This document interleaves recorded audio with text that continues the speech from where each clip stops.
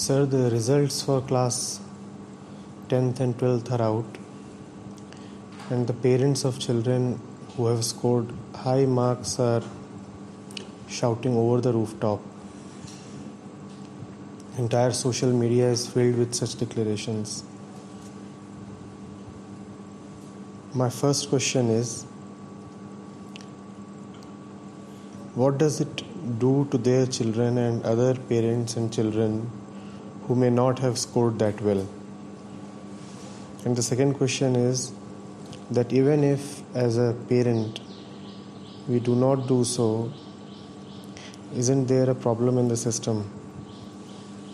What should we do as parents and the current ecosystem?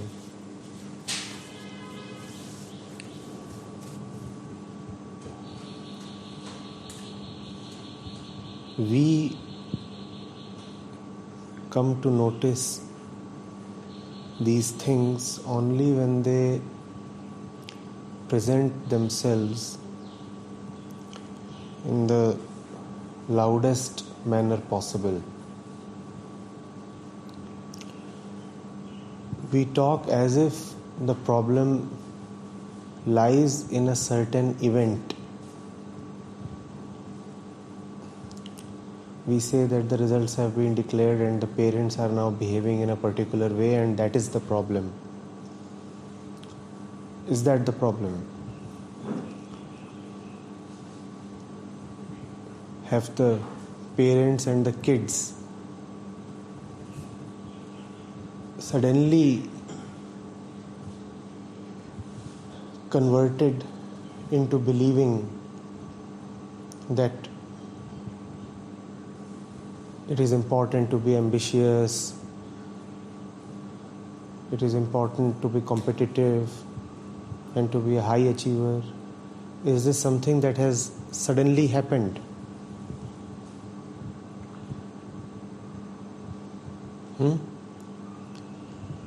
Or was it always there? On the other hand, I would also want to ask,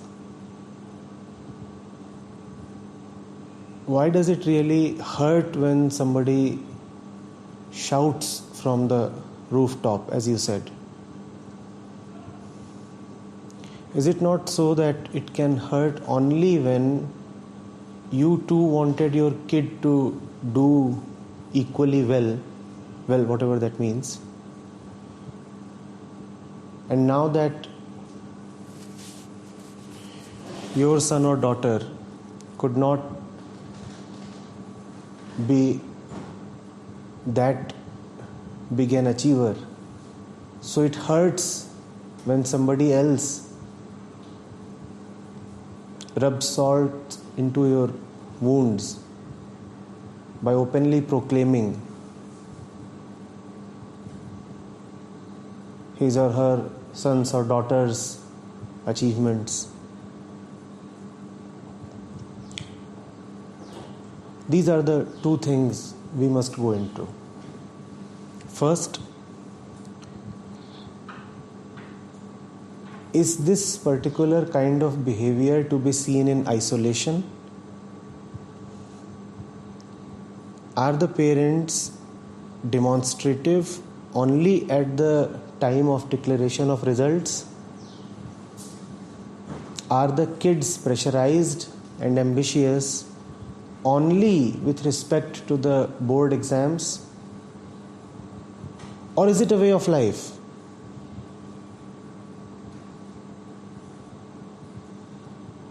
A way of life that is always at work, always functional, sometimes grossly, sometimes subtly,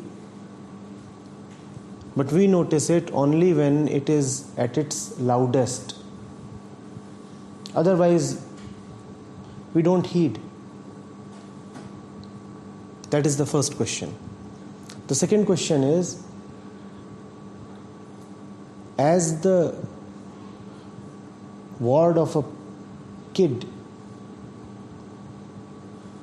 who may not have achieved an astronomical percentage, why is it so relevant to me that somebody else is able to shout and declare that his son has figures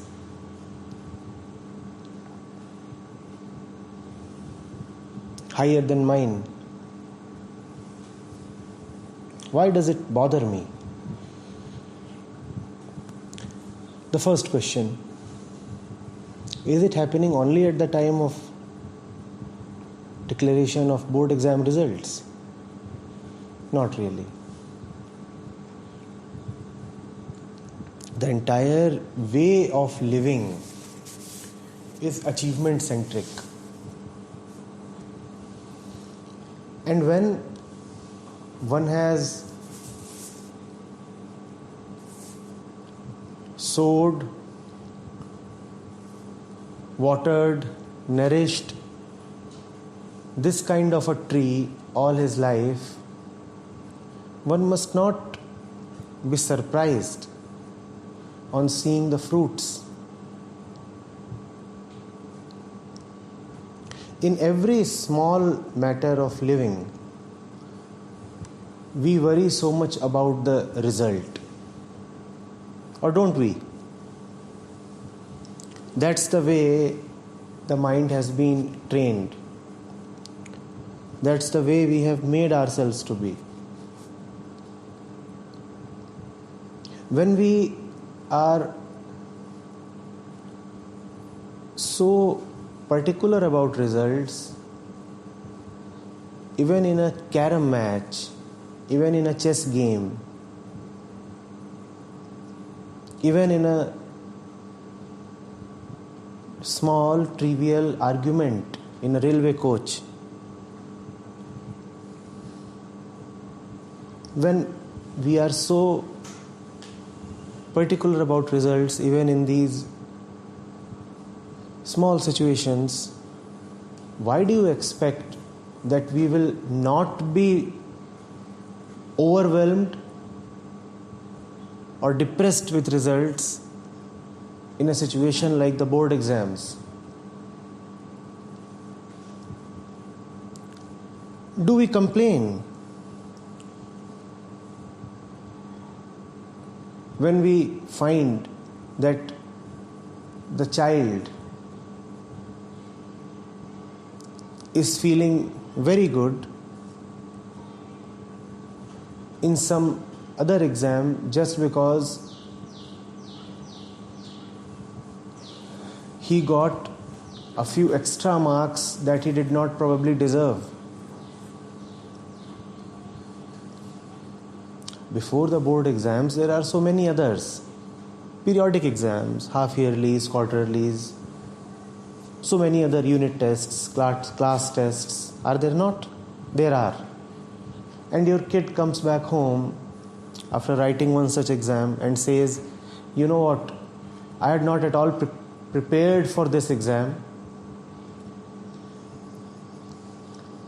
I had prepared maybe just 50% of the syllabus, but most of the questions came from there. So you know what? I'm expecting 80% marks. And you swell up. Or do you suddenly feel alarmed that something dangerous is happening? Do you feel alarmed? Do you complain? Do you take your kid by the arm and say, come son, sit here, we have something to talk about? Do you say that?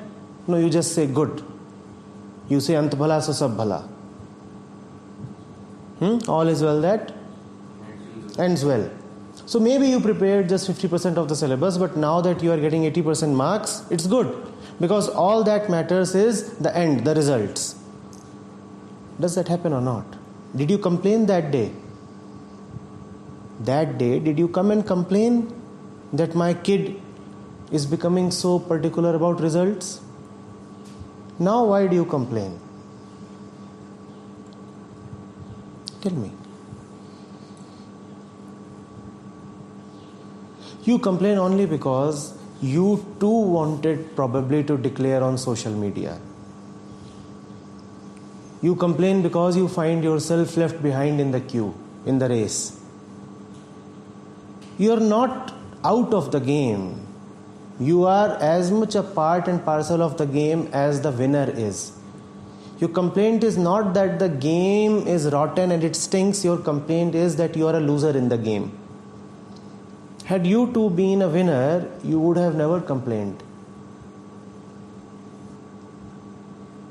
I would want to receive this kind of a question from the parent of a child who has secured 97%.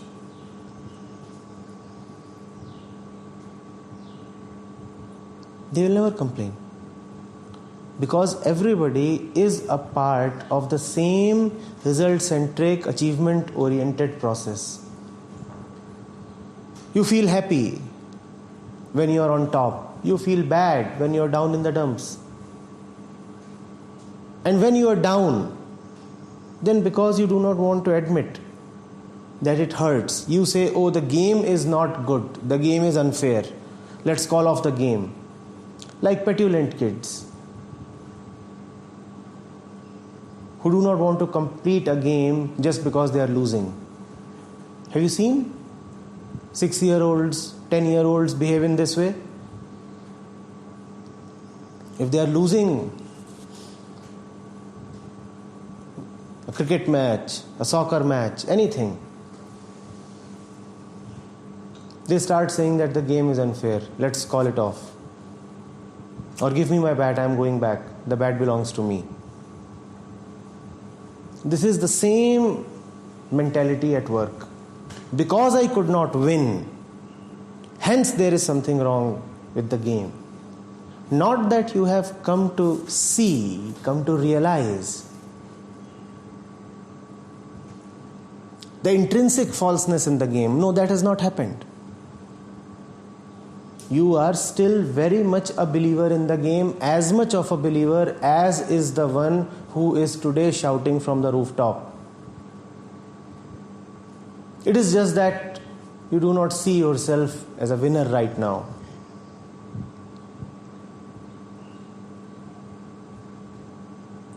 There is the winner, there is the loser, and then there is a third mind as well. We do not know that third mind. That third mind is the one who has opted out of the game, who has seen that this game cannot be taken seriously. The winner says, it's a beautiful game. Why is it a beautiful game? Because I am winning. As long as I am winning, I'll be very appreciative of the game. I'll say, wonderful, let's play a little more. And then there is the loser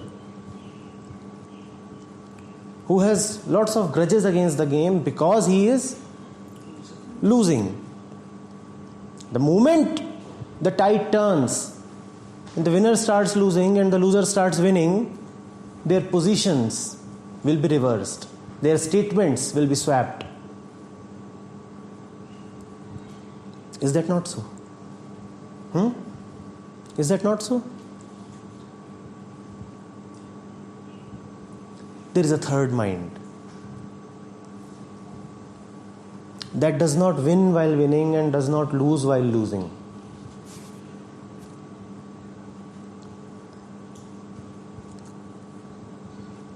If it is winning, it is all right with winning. If it is losing, it is equally all right with losing.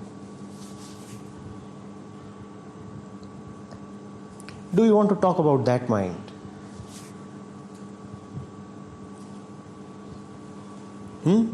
Is it not much more material to talk about that? Yes?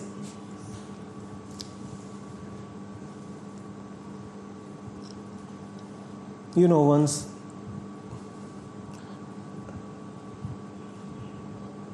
maybe around a year back or something, I'd gone to a shopping mall with Shubhankar here. And I observed something happening. Just as we entered the mall, and he was driving, I was in the seat next to him. The fellow who was responsible for giving the entrance slip, the parking slip, he simply didn't bother to give. He allowed the car to pass.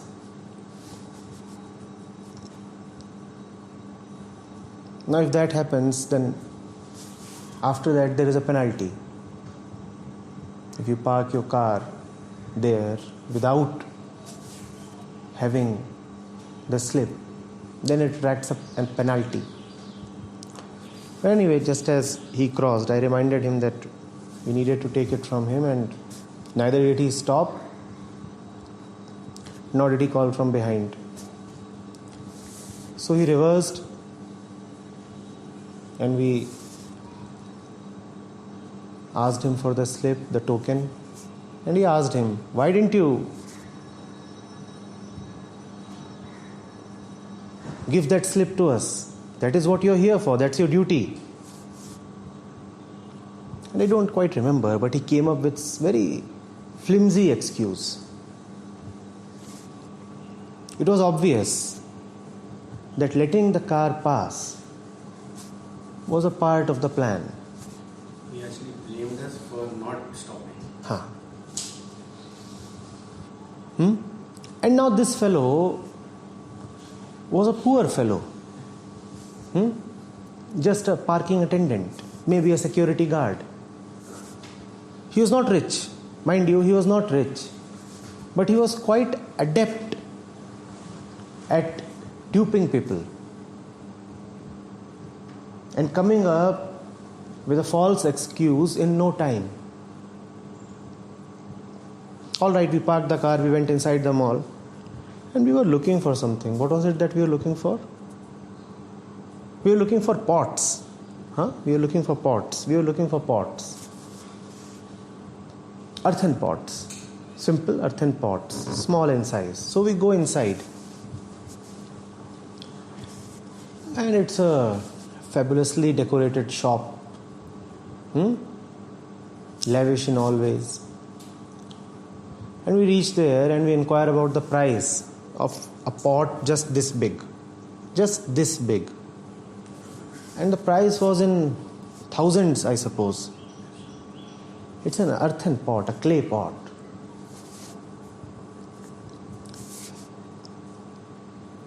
And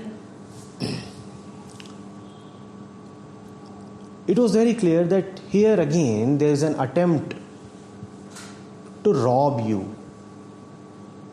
This thing in no way can cost this much.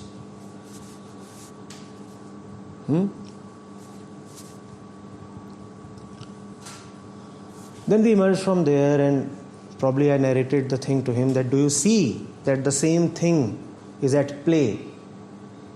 Whether it is a rich shop or a poor parking attendant, do you see that the same mind is at play? And he started laughing and he just sat down on the stairs. And one of the guards inside, he comes and says, No. Sitting on stairs and laughing is not allowed. So I said, all right. Yes, of course. In a place like this, obviously not.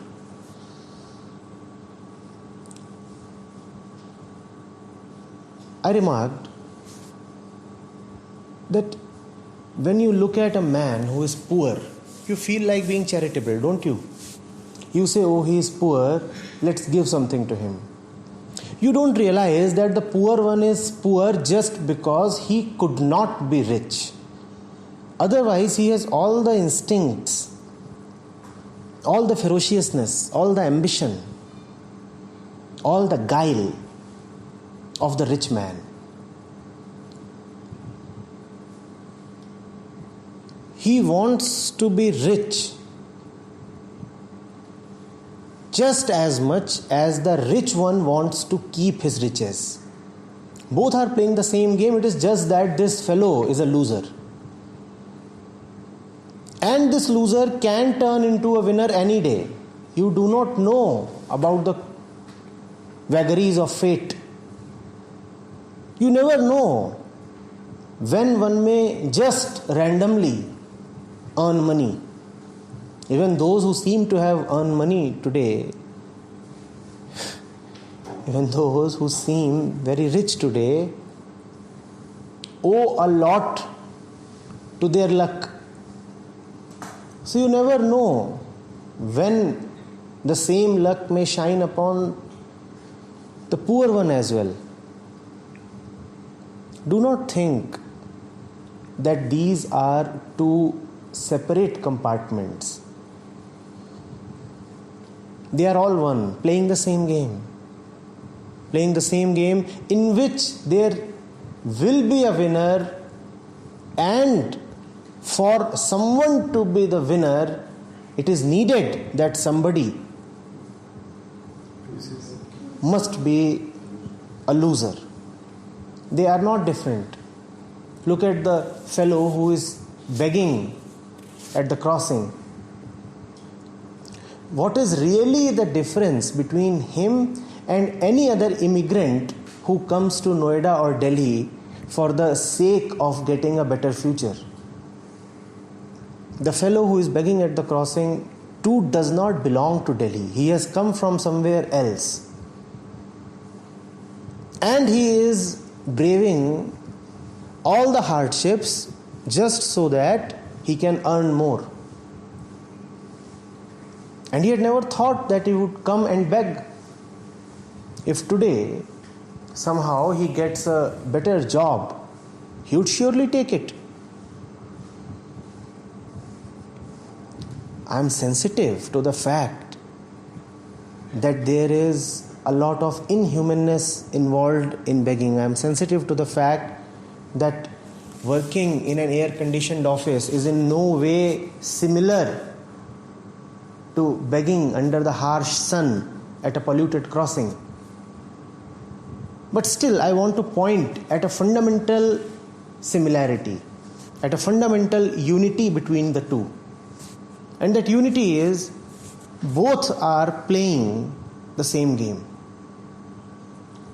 Yes, in one case, the game has been decorated a lot, and in the other case, the game has been utterly ravished, ruined.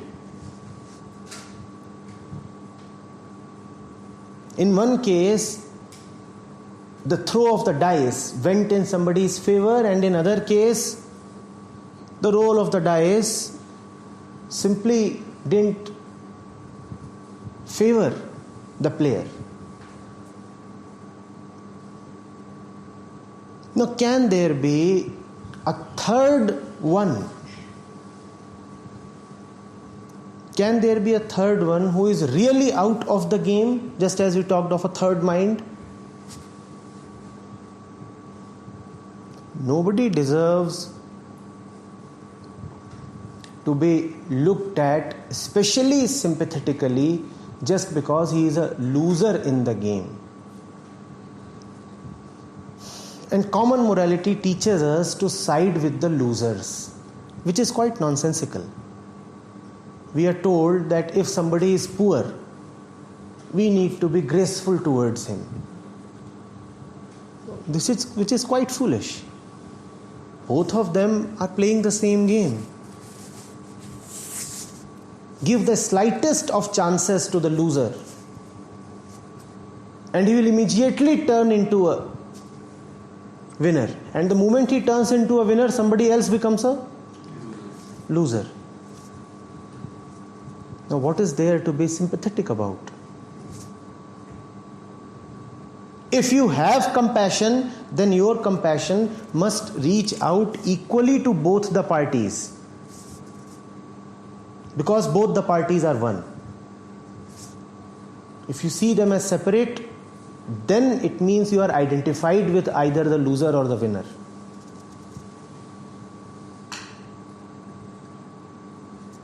Does that mean you are also in the game? Of course, of course.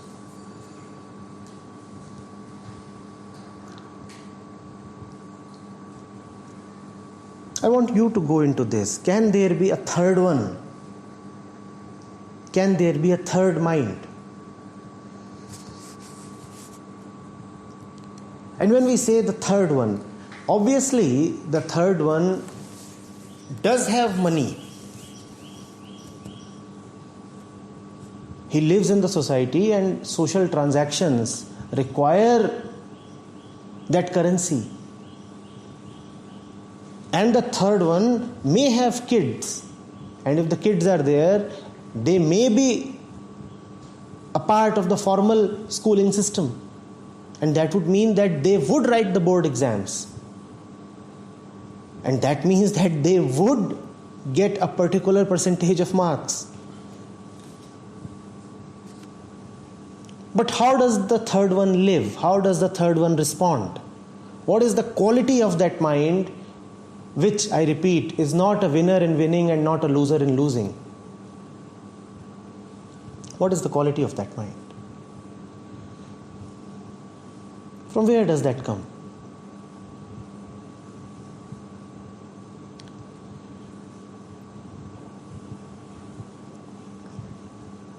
Yes.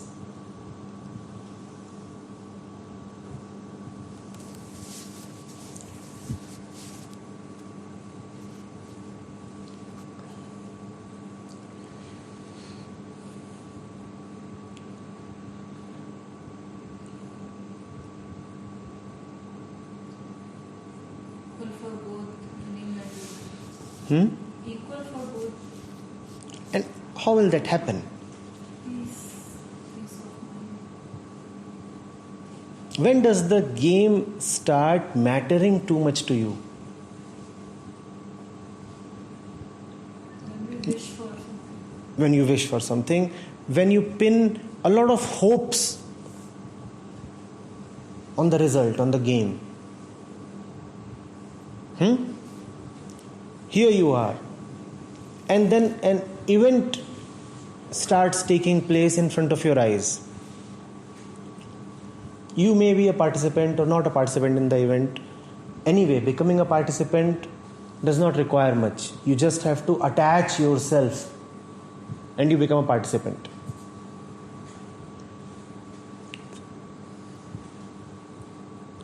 When does it happen that you start taking that event very seriously? Here you are, and an event commences. When do you start taking that event very seriously?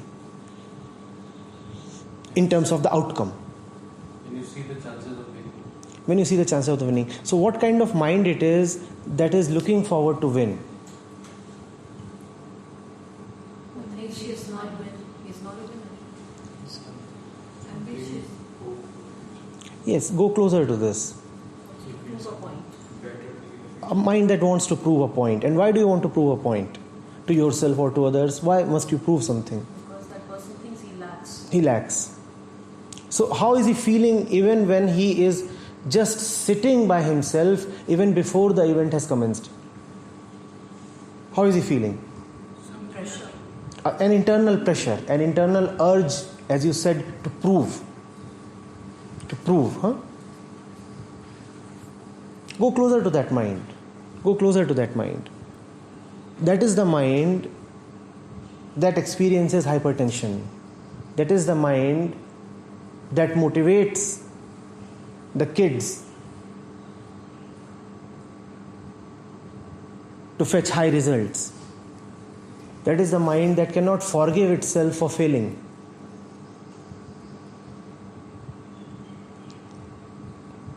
Do you see that mind? That mind is not something theoretical. That mind is not something away from us or out of us. Do you see that mind at work, in our daily lives?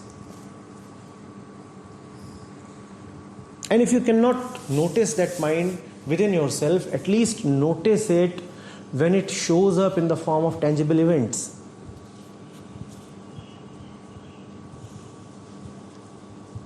Have you not seen yourself swell up when your name, let's say appears in a newspaper.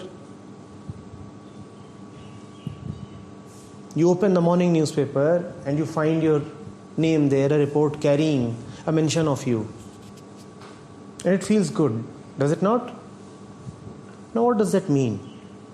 Is that not just the opportunity to catch yourself? You may still be a little sleepy. You have just woken up, you go and pick up the morning paper and you turn the pages and you find, oh, that's me. And suddenly your sleep is gone and you are feeling that this is the most beautiful morning ever. The birds have started chirping, the sun is brighter, there are butterflies dropping from nowhere.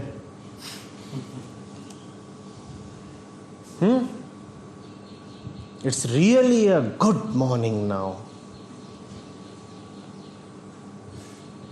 What does that mean? That means that even when you were sleepy, even when you were ostensibly not expecting anything, still the mind was thirsty. Still the mind was actually expectant. You looked as if you were absorbed in sleep or in dreams, but you were not. Deep within your tendencies, the subconscious was still searching for success.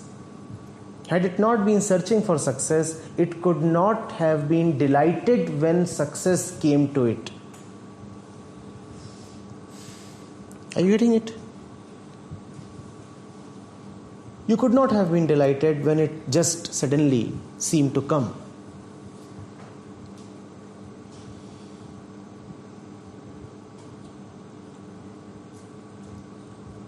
It is always a useless thing to cry after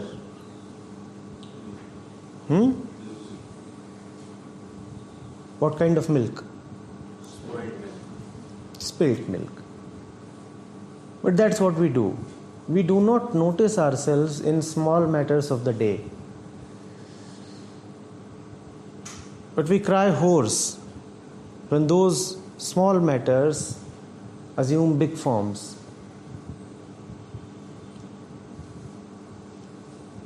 If you do not want to be hurt by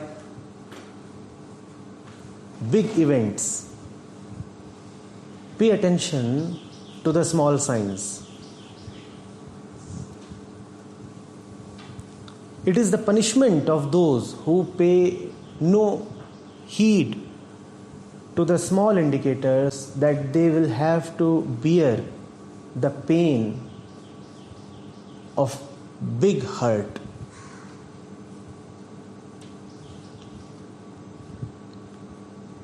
And the signs are always there because it's one's own mind.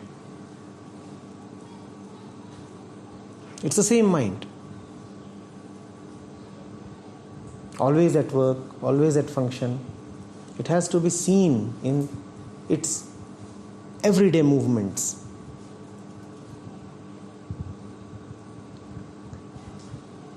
If you are not paying attention to the rumbling of the volcano, be prepared to be buried under the lava. It does not just suddenly erupt. It rumbles a lot. Then it roars. It gives you all the warnings. It is there. But still, even when it is rumbling, even when all the signs are being presented, on the outside, the mountain may still be snow covered. So if you are someone who cannot pay attention to the very obvious signs, then you can keep consoling yourself by saying, oh, but still there is no eruption, no fire, no smoke, no lava. Your punishment is that you will be buried under the lava. And what is the point in asking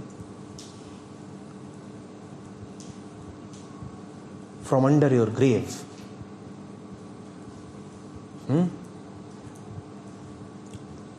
buried in that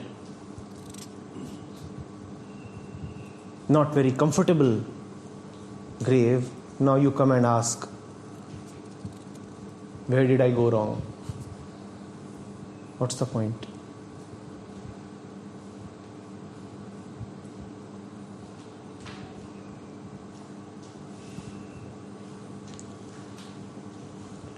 That third mind never goes anywhere. It is not third at all. It is not a particular state of mind at all. It is your very reality. It is that which remains even when you are lost amidst 1 and 2. Even when you are identified with being the winner or the loser, still there is something within you which can neither be a winner nor a loser. I just called it the third state. It is not a third state. It is your fundamental nature. It is a fundamental nature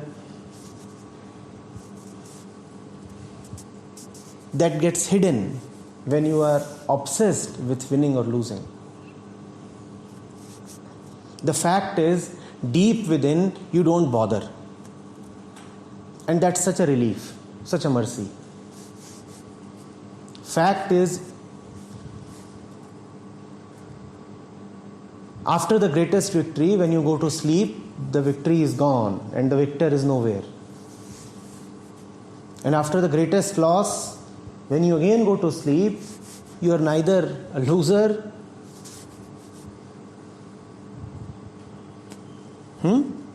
nor is the game anywhere. And you like it, don't you? Is there anybody who hates himself sleeping? Is there anyone who says, no, it's such a bad day, I cannot go to sleep?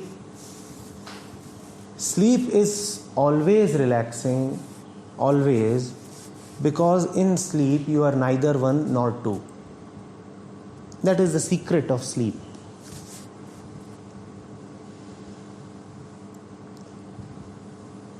That 3 is always there. Always there. Just don't push yourself too hard. Don't be too severe with yourself. You have no obligation to win, lose, or even participate.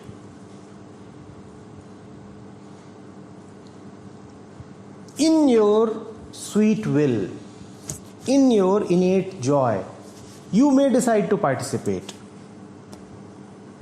In your playfulness, you may even decide to go for a win. In your love, you may decide to lose.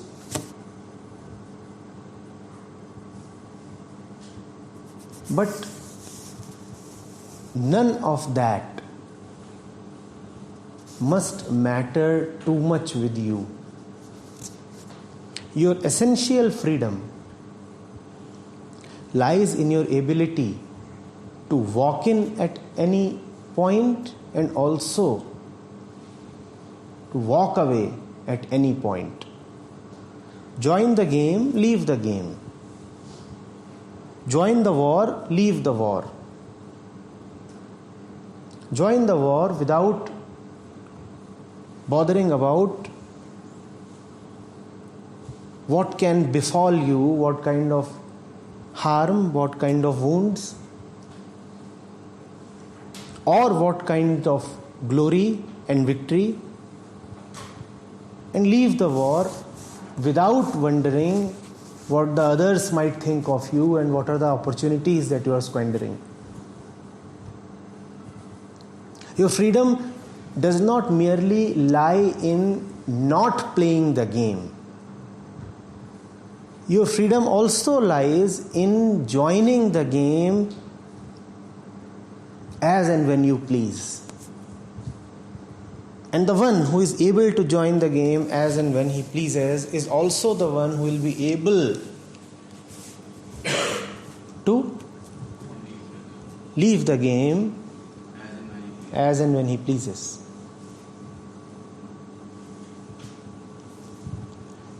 Are you getting it?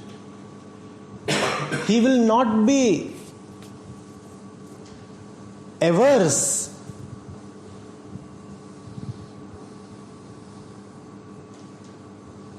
to a sweeping victory. It may just come. 98% marks? Well, yes, of course, that may happen. Nothing evil about it. And he will not be destroyed by a crushing defeat. He takes both in his stride. Both. Unfortunately, we have a culture that teaches the kid to take the defeat in his stride, but very often it misses to tell the kid that the victory too needs to be taken in the same way.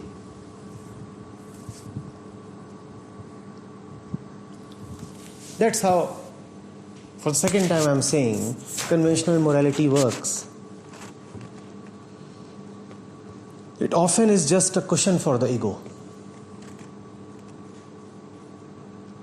Have you not seen the disproportionate emphasis that is put on motivation? There are 1,000 poems that would talk about getting up every time you fall.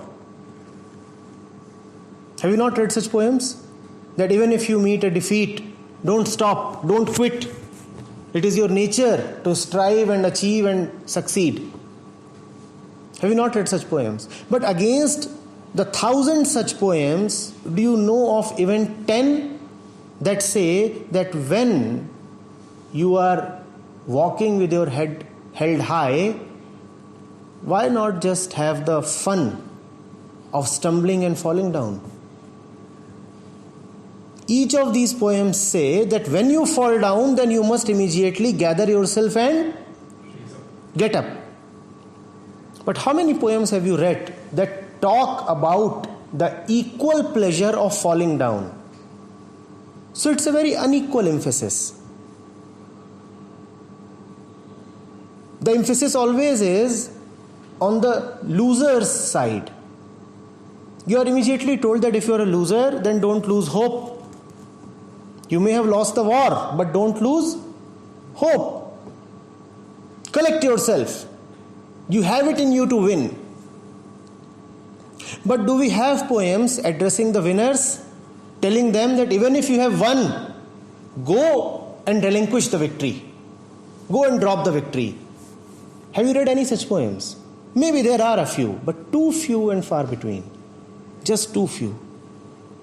We need more such poems.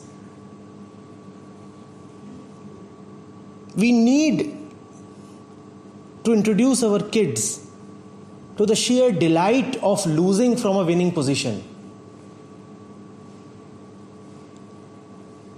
We have songs which say, हारी बाजी को जीतना जिसको आता है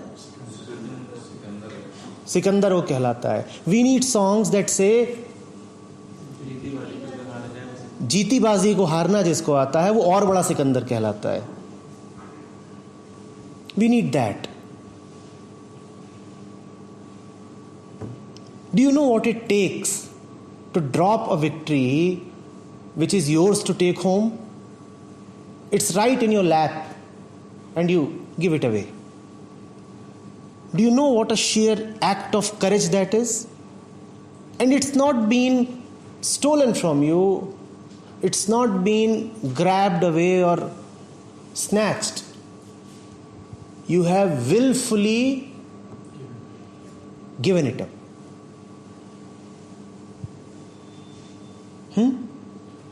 If you are particular only about winning, then losing will hurt so much.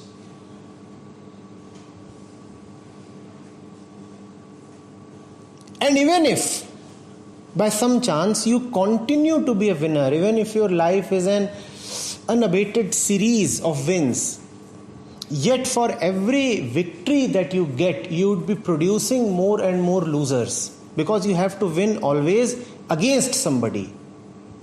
Right? And if you are, through your actions, through your life, through your ambition, just producing more and more losers, what kind of a life are you living? Remember that you live in relationship with others. And if you are always a winner, the others are always a loser. And what kind of relationship will you have with them then? A relationship of exploitation, violence, a very disharmonious, unequal, lopsided relationship. No? The husband is always the winner, the wife is always a loser. One brother is a winner, the other is a loser. You are a winner, the neighbor is in the dumps. How will you live? How? How will you live? With all your victories, how will you breathe?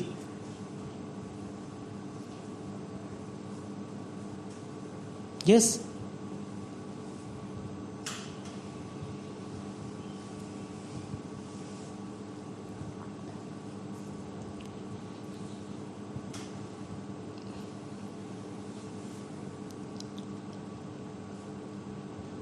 When you live from a point of simple, basic fulfillment, which is fortunately your established nature, then victory and defeat, neither of them can mean too much. People have called that equanimity. You can use any other name,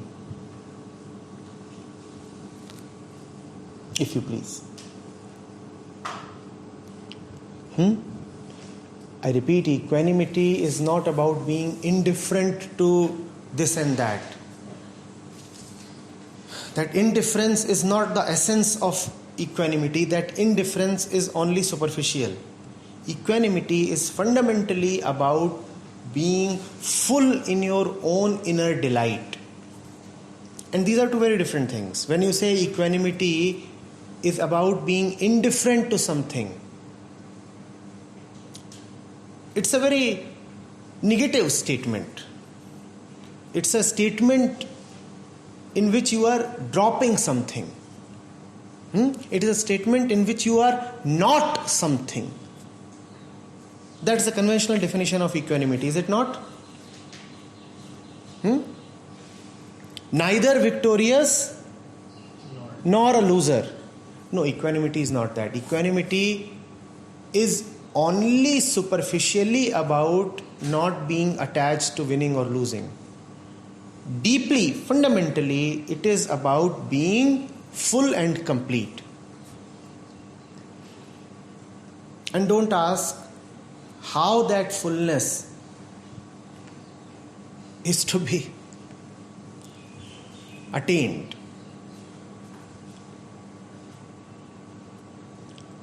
You cannot get it, you cannot beget it. It is there, mercifully it is there. And because it is there, hence it is so bizarre, so weird, when in spite of being full, one acts like a beggar. Now, knowing that one is full, if one acts as a beggar, then it's fun. It's fun. Recently, a singer from Mumbai, he posed as a maverick, almost as a destitute, and he went about roaming, and he even got donations. He went about singing, doing. I have not read the report in detail, but I guess this must have been done. And after that, he is so delighted, because he is playing the actor in his richness. Being rich, he has decided to play the beggar. Now you are delighted while begging and after begging, are you not? And look at the beggar who actually takes himself to the beggar. Is he delighted while begging? That's the difference. Know that you are rich and then go and beg. But first of all, know that you are awfully rich. You're stinking rich. You're so rich that it is oozing out of you. And you're so rich that you don't bother to check how much you have oozed out.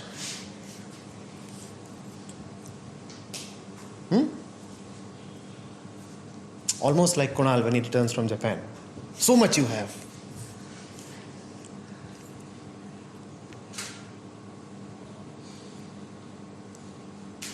Are you getting it? And then you can pretend that you want more. And you can pretend in such a realistic way that even you come to believe as if you are wanting more. But deep within you must know that all this talk of obtaining is just a pretension.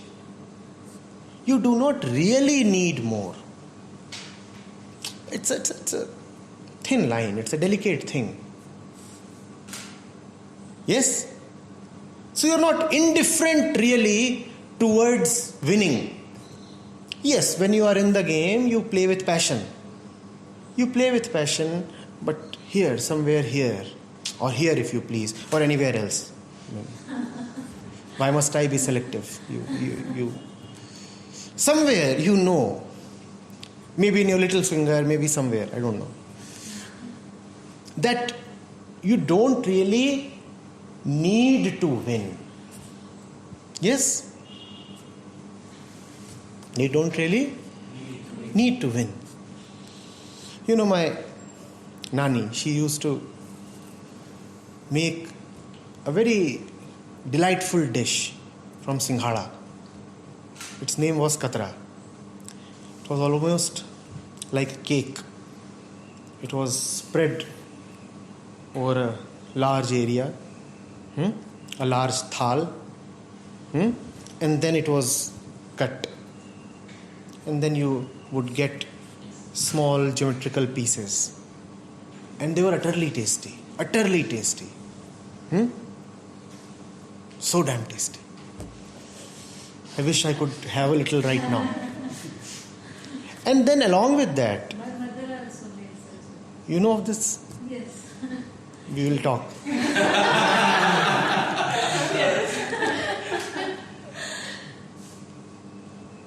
Now, along with that, she also used to make something from milk. A thick kind of sauce, a paste. And when you would have that with this,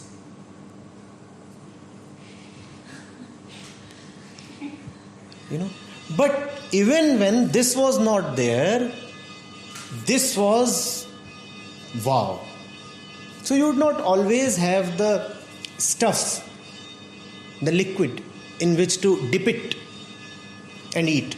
But it didn't matter. Are you getting it? Even the fundamental stuff is so good that you don't really need anything else. But if you get something else,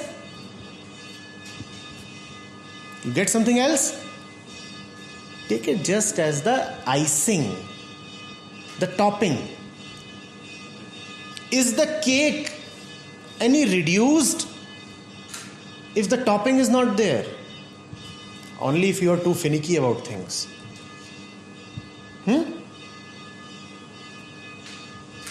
Are you getting it?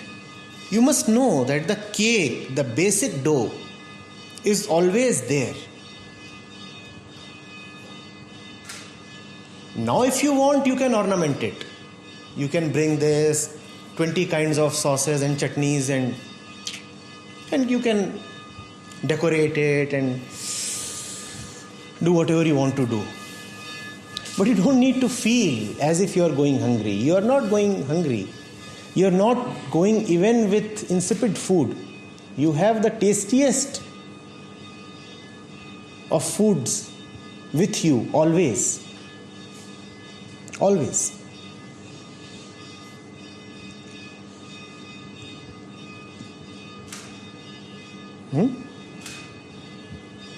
In wanting more, never forget what you already have.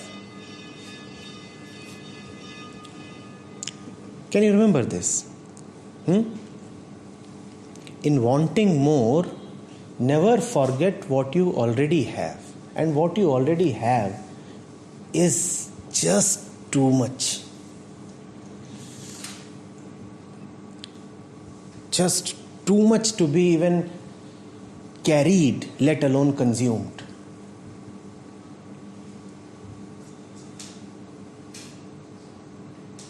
Not knowing that you have so much, go ahead and want more. Or go ahead and drop a little. How does it matter? How does it matter? The billionaire will not swell up if he gets $10 more. And he will not be devastated if he loses 10 rupees. Yes, all your losses and victories are like winning or losing 10 rupees when you are already a billionaire. Yes? Would look so bizarre. The billionaire is partying hard. Why?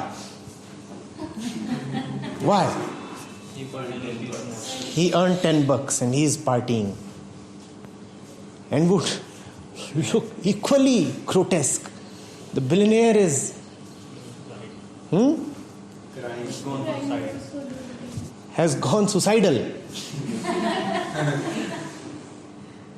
Is visiting some psychiatrist to treat his depression. Why? He lost 10 rupees. You cannot lose more than that. Neither can you earn more than that. Yes?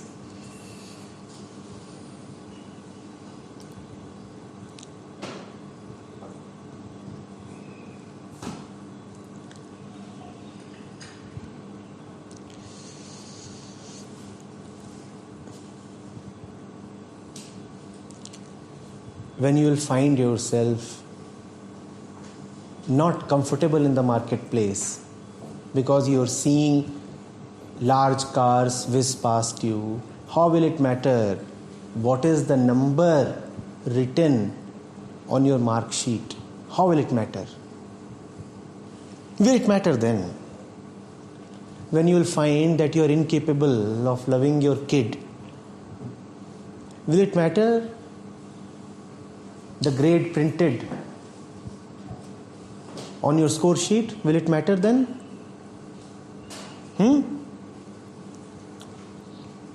What will you do? You'll display your mark sheet to your kid? Is that what you will do?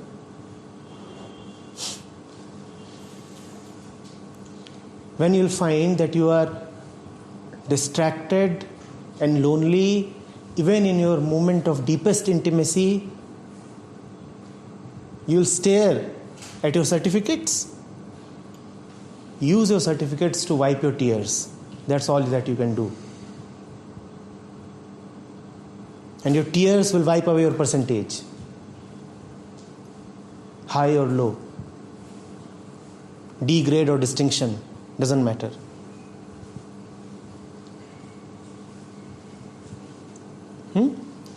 How will those marks help you in living? Living, seriously. How will those few extra numbers carry you through life? How? How exactly? What are you thinking? And will you eat and be happy that you have eaten?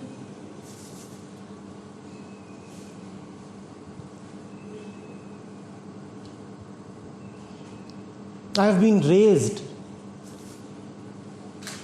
with the breed that is called the breed of highest achievers. People who go to IITs, to IIM, who compete really hard. And sometimes I meet a few of them. And what are they doing with all their accomplishments now? Weeping about their wives, crying that they have no relationship with their kids. Now go and get those certificates framed in gold or platinum, and then get those frames bedecked with diamonds.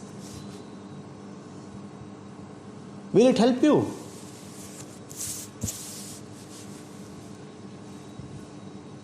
How does it help? I'm not saying that the opposite of this is true. I'm not saying that you should embrace mediocrity. I'm not saying that if today you are a 98 fellow, then it's far better to be a 48 fellow. No. 98 and 48 are one. That's all that I'm saying. To be stuck at 98 is bad. To be stuck at 48 is obviously equally bad.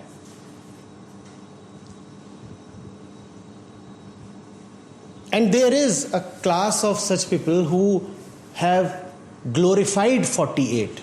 They call themselves rebels. They say, look at us. We didn't run the rat race. That's why we are at 48. You are lying. You ran and you stumbled and you fell down and you got hurt and you limped and you didn't even complete the race, and you are trying to make a virtue out of it. Remember the third one. Never conflate the first one with the third, neither the second one. And it's easier to mix these two up, the second and third. You look at someone who is living a life of poverty, yes, of destitution, and you feel there must be something great about this man, something virtuous. Not really. Do not look at the outcome of what he did, look at the center from where he did.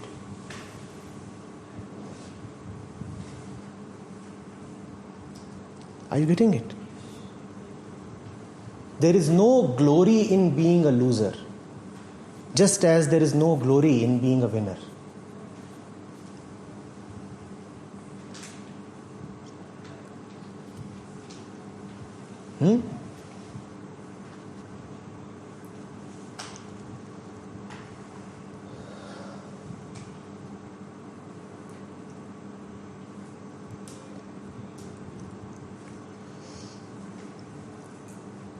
When you are watering the plants, you have to be a good gardener. You have to be a sensitive human being who knows plants. What will you do with your physics marks then? How will it help how much you scored in mathematics? You are watering the plants. So enable that in your kids, which connects them to plants. Their grades and marks will not do that. In fact, you must know that all education is I-centric, especially science.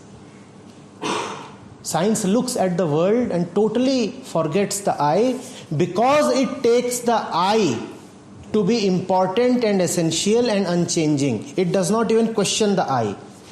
The science takes the ego, even if an objective ego, to be the highest. That is why it never turns around to look at it.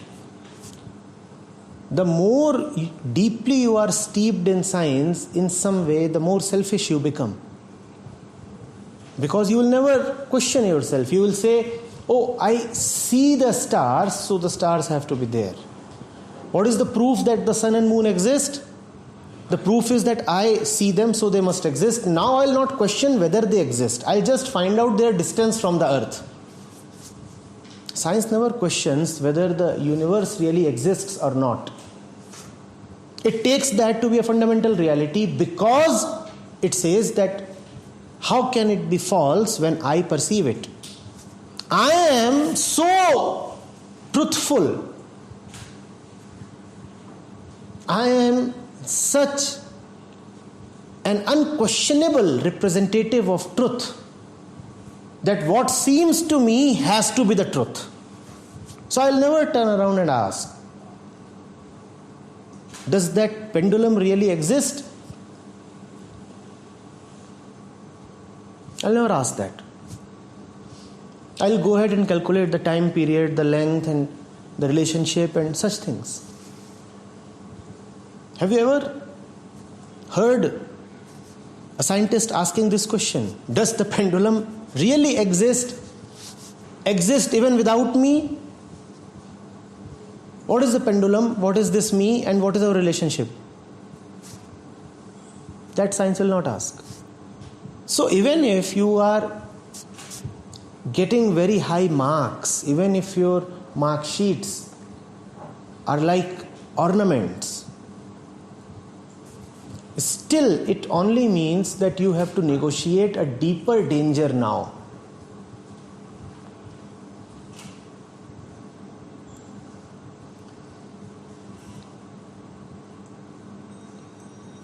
You are holding the hand of your beloved. How will your marks help you know whether to kiss? How? Which textbook exactly will you refer? Yes? How will you know what is it to cry and what is it to laugh and what is it to remain yourself in the middle of crying and weeping? How?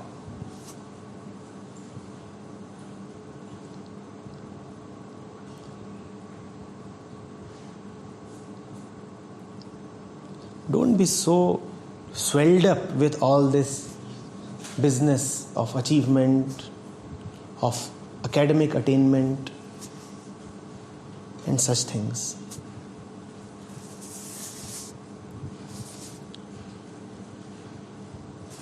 Remember that a good student is first of all a surrendered student.